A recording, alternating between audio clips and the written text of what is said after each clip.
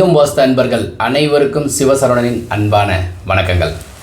North facing, south facing 2 வாஸ்து வரைபடங்களை நம்ம பார்க்க போகிறோம். குழிக்கணக்கு, அப்புறம் எந்தெந்த ராசிக்கு எந்தெந்த திசைகள் யோகத்தை கொடுக்கும் அப்படின்றத பார்க்க போகிறோம்.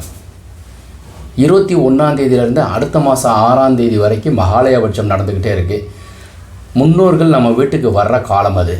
பித்ரு லோகத்திலிருந்து அனுப்பப்படுவாங்க. ஈசான மூலையில் விளக்கு ஏற்றுங்க. நிச்சயமாக உங்கள் வீடு ஏதோ ஒரு காரணத்திற்காக தோஷமோ அல்லது பிள்ளைகளுடைய வளர்ச்சி பாதிப்பு இருந்தால் நிச்சயமாக சரியாகும். இப்போ வரைபடத்தை பார்ப்போம். சவுத் ஃபேஸிங்கில் அருமையான ஒரு வரைபடம். ஸோ தெற்கு பார்த்த ஒரு பிளான். 41 அடிக்கு 35 உள்ள வெளியளவு சரியாக இருக்கிறது. 35 அடிக்கு 41. ஸோ 5Gங்கிறது பார்க்கணும். ஈசான மூலையில் போர்வெல், மழைநீர் சேகரிப்பு, சம்பு. அதுக்கப்புறம் செப்டிக் டேங்கு வாயு மூலையில், கன்னி மூலையில் மொட்டை மாடியில் வாட்டர் டேங்க் உயரமாக வைக்கணும். 5G பார்த்துட்டோம். 4Cங்கிறது. ஸோ இது சவுத்து பார்த்த வீட்டுக்கு 10:30க்கு 11 veranda. This is a main entrance of the grill door. மாடிப்படி இந்த இடத்துல திருப்பிடலாங்க. ஸோ இதுதான் main entrance, main door. Hall 20க்கு 11, அதுக்கப்புறம் 16:30க்கு 10 ஒரு பெட்ரூம். பூஜை அறை 10க்கு 10 அருமையாக கிழக்க பார்த்து கொடுத்துருக்குறோம். யாருக்கு எல்லாம் குரு ஆட்சி உச்சம் பெற்றிருக்கிறாங்களோ, குரு தசை நடக்கிறாங்களோ, அவங்கெல்லாம் பூஜை அறையை ஈசான மூலையில் வச்சோம்னா செல்வ செழிப்பாக ஆரோக்கியமாக இருப்பீங்க.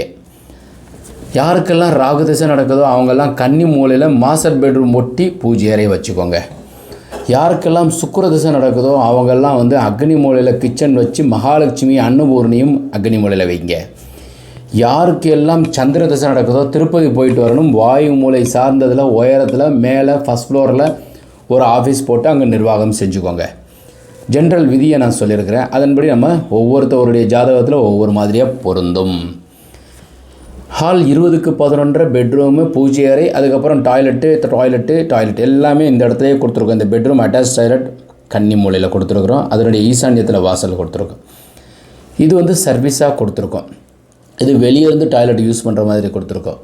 Dining kitchen best plan. இது ஒரு அருமையான பெரிய அளவில் உள்ள ஒரு வரைபடம். இது எந்த ராசிக்கு பொருந்தும்? ரிஷபராசி, கன்னி ராசி, மகர ராசி. 7 நடந்துக்கிட்டே இருக்குது. மகர ராசிக்காரங்க வீடு கட்டும்போது கவனமாக செயல்படணும்.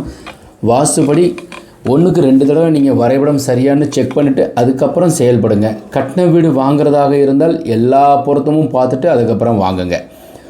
வாங்கினதுக்கப்புறம் குறை இருந்துச்சுன்னா உங்களால் நிவர்த்தி பண்ணுறதுக்கு ரொம்ப செலவு பண்ணுற மாதிரி இருக்கும். அது இந்த மகர ராசிக்காரங்களுக்கு 7:30யோடு உங்களுக்கு நடந்துகிட்ருக்கனால தவறுகள் ஏற்பட வாய்ப்புகள் இருக்குது. ஐப்பசி மாதம் குரு முன்னே நகண்டு உங்களுக்கு கும்பத்துக்கு போகிறாரு. அது வரைக்கும் உங்களுக்கு பொற்காலம் தான். அதனால் நம்ம நல்லது நடக்கும். அந்த நேரத்தில் நம்ம சரியாக செயல்பட்டுக்கலாம். பசுமனை. ஸோ கன்னி மூலையில் பெட்ரூம் அமைச்சு, கட்டளை இந்த மாதிரி அமைச்சு பீரோ இங்கே வச்சோம்னா காசு பணம் நிறைய சேரும். பசுமனைக்கு 2 ஆண் குழந்தை, அப்புறம் முன்னே 2 பெண் குழந்தை, 4 குழந்தைகள் உங்களுக்கு பிறப்பாங்க. இந்த மாதிரி பெட்ரூம், இந்த இடத்துல ஒரு பெட்ரூம், கிச்சன் கம் டைனிங், பூஜை அறை ஈசான்யத்தில் வச்சு சிட் அவுட் வெளியில் இந்த கிழக்கு பக்கத்தில் வச்சுருந்தோம்னாக்கா உங்களுக்கு 4 குழந்தைகள் இருப்பாங்க. உங்களுடைய பேரண்ட்ஸு அதே மாதிரி உங்கள் மனைவியுடைய பேரண்ட்ஸை உங்கள் வீட்டுக்கு கூட்டி வச்சுக்கோங்க. ஃபர்ஸ்ட் ஃப்ளோரும் கட்டுங்க. 4 குழந்தைகளை பராமரிக்கணும்ல, அதனால் பெரிய வீடாக கட்டுங்க. அதே மாதிரி ராகுதிசை நடந்துச்சுன்னா முரட்டு வீடு கட்டுங்க. உங்கள் பிள்ளைகளை கவனிச்சுக்கோங்க. இன்னர் மெஷர்மெண்ட்டு சரியாக வாஸ்துப்படி இருக்குது. அவுட்டர் மெஷர்மெண்ட் சரியாக இருக்குது. குழிக்கணக்கில் பசுமனை. 87 வயது பொருத்தம், 87 ஆண்டுகள் நலமாக இருப்பீங்க. அஸ்ட்ராலஜிகளில் நான் ரிஷபம், கன்னி, மகரத்துக்கு சொல்லியிருக்கேன். 4 கார்னர்களையும் பார்த்துட்டோம். இது மாதிரி 5ஐயும் பார்த்து தான் அடியன் வரைபடம் அமைச்சு கொடுத்துட்ருக்குறோம். இதே ஃபார்முலாவை நீங்கள் டிராயிங் போட்டிருந்தால் கூட நாங்கள் பார்த்து கொடுத்துட்ருக்குறோம். ஸோ தேவைப்படுறவங்க நீங்கள் என்னுடைய இந்த 2 நம்பர்களில் ஏதாவது ஒரு நம்பரை நீங்கள் தொடர்பு கொள்ளலாம். இப்போ முருகன் கோவில்னால் அறுபடை வீடுகளில் ஒரு படை வீட்டுக்கு போயிட்டு வாங்க. வீடு கட்ட ஆரம்பித்ததுக்கப்புறம் வாய்ப்பு இருக்கிறவங்க பழனி போயிட்டு வாங்க. ராஜ அலங்காரத்தை தரிசனம் செய்யுங்க. நிறைய உங்களுக்கு குடும்பத்திலையும் அதுக்கப்புறம் வீடு கட்டும்போது சிக்கல் வந்துக்கிட்டு இருக்கு, நம்ம என்ன சார் செய்யலாம்? அப்போ சிங்கார வேலனை போய் பார்த்துட்டு வாங்க.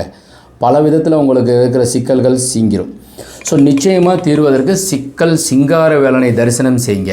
ஏன்னா அங்கேருந்து தான் வேல் வாங்கிட்டு திருச்செந்தூரில் அசுரனை வதம் செஞ்சுட்டு திருப்பரங்குன்றத்தில் வந்து தான் திருக்கல்யாணம் செய்துக்கிறார். அப்போ சிக்கலை தீர்த்து வைக்கிறார். அப்போ சிக்கலுக்கு போங்க. இதுதான் அருமையான ஒரு சவுத் ஃபேஸிங்கில் இருக்கிற வரைபடம். இப்போ அடுத்த வரைபடத்தை பார்ப்போம்.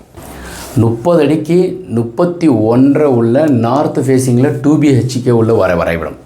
இந்த வரைபடத்தில் நிறைய சரிய தகவல்கள், அதாவது 117 குழி பசுமனை, இதற்கு உண்டான விளக்கத்தையும் இப்போ பார்ப்போம்.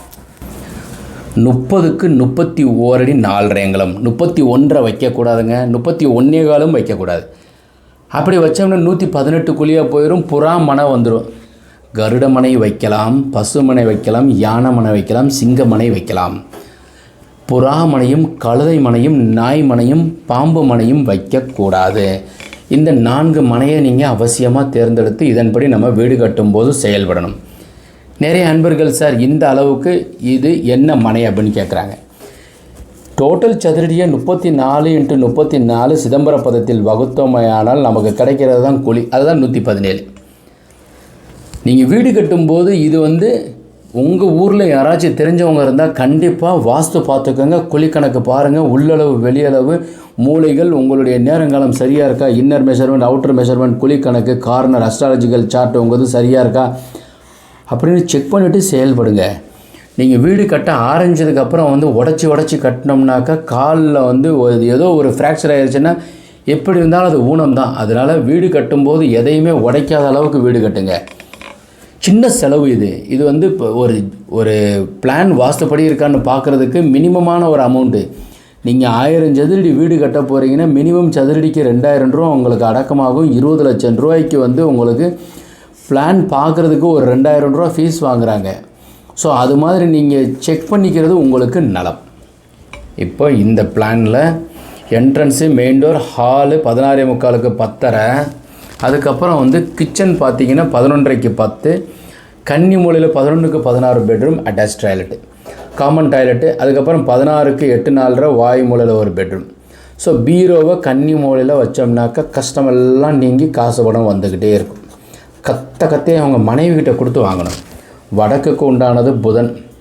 ஸோ அவர் வந்து யாரோட சேர்றாரோ அவர் மாதிரி மாறிடுவார். இப்போ சுக்கிரன் உச்சம் பெற்ற சுக்கிரனோட புதன் சேர்ந்துருந்தால் நீங்கள் உங்கள் மனைவி வந்ததுக்கப்புறம் தான் யோகம். ஒரு சில ஆள் வந்து ரொம்ப ரொம்ப ரொம்ப சாதாரணமாக இருப்பார்.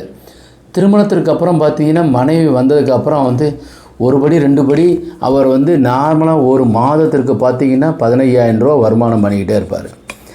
மனைவி வந்ததுக்கப்புறம் பார்த்தோம்னாக்கா மந்த்லி வந்து 5 lakhs வருமானம் பண்ணுவார், இன்னும் கூட பண்ணுவார். ஸோ அது வந்து எப்படின்னா மனைவி சுக்கிரன் உச்சம், அப்போ அவருக்கு நலமாக இருக்கும். அப்போது உங்களுக்கு வளர்ச்சிங்கிறது மனைவி கிட்ட கொடுத்து வாங்க. ஒரு சில ஆள் பைக்குள்ளேயே வச்சுருப்பாங்க, பெட்டியில் வைப்பாங்க, பீரோவில் வச்சு பூட்டிக்குவாங்க. உனக்கு என்ன வேணுமா அப்படின்னு சொல்லிட்டு மார்க்கெட்லேருந்து வாங்கி கொண்டு வந்து கொடுப்பாங்க. மனைவி கிட்ட எந்த காசும் கொடுக்க மாட்டாங்க. கேட்டாக்க அவங்க வீட்டில் கொடுப்பாங்க, அவங்க செலவழிச்சிருவாங்க.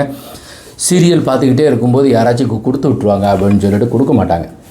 ஆனால் அந்த அம்மா தான் யோகங்கிறது இவருக்கு ஒரு சிலரும் தெரியாமல் போயிடும். சுக்கிரன் உச்சம் ரொம்ப காலம் கழித்து தெரியும். அந்நேரத்தில் இவருக்கு சுக்கிர திசை முடிஞ்சிக்கிட்டே இருக்கும். அதனால் அதெல்லாம் தெரிஞ்சு அதன்படி செயல்படுங்க சாமி. 5G 4C 3R, கடகராசி, விருச்சிக ராசி, கும்பராசி, அதுக்கப்புறம் வந்து மீனராசி. 5/14/23 பிறந்தவர்களுக்கு இந்த வடக்கு திசை யோகம். பெஸ்ட்டு பிளான் ஃபார் தி 30க்கு 31 அடி 4 அங்குலத்துக்கு பசுமனை ஆல்ரெடி நான் சொல்லியிருக்கேன். குழந்தைகள் நலமாக இருப்பாங்க. குழந்தை பாக்கியம் வெளிநாட்டில் இருக்கிறவங்க நிறைய நண்பர்கள் வீடு வாங்குறதுலேயே ஒரு மோகம் இருக்குது. குழந்தை கிடைக்கிறதுக்கு காலதாமதம் ஆகுதுன்னு சொல்லிட்டு சிகிச்சை எடுத்துகிட்ருக்குறாங்க. ஒரே நோக்கத்தோட குழந்தை கிடைக்குங்கிற நம்பிக்கையோடு நீங்கள் செயல்பட்டீங்கன்னா நிச்சயமாக குழந்தை கிடைக்கும்.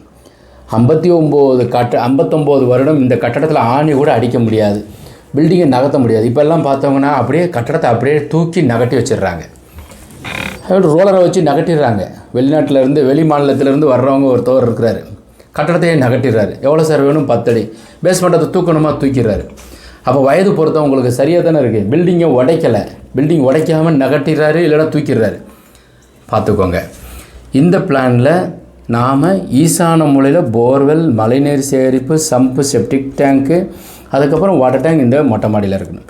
ஈசானத்தில் யாருக்கெல்லாம் பூஜை அறை வைக்கிறீங்களோ அவங்களுக்கு குரு ஜாதகத்தில் ஆட்சி உச்சம் பெற்றிருந்தால் உங்கள் சந்ததி வம்சம் விருத்தி இருக்கும்.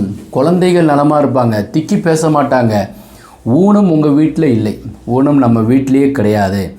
ஊனமான உலகத்தில் நம்ம வந்து பிறக்கலை, நல்ல ஒரு ஆரோக்கியமான ஒரு ஊரில் பிறந்திருக்கோம். அப்போ நம்ம வீடு தப்பாக இருக்க வாய்ப்பு இல்லாமல் நாம் செயல்படுவோம்.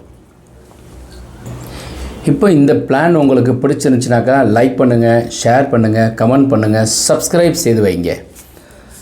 கமெண்ட் செக்ஷனில் உங்களுடைய கமெண்ட்ஸை நீங்கள் வந்து அனுப்புங்க. வாஸ்துள்ள வீட்டில் வசிப்போம், வளமுடன் வாழ்வோம். மீண்டும் நாளை ஒரு அருமையான வரைபடத்துடன் சந்திக்கின்றேன். வணக்கம்.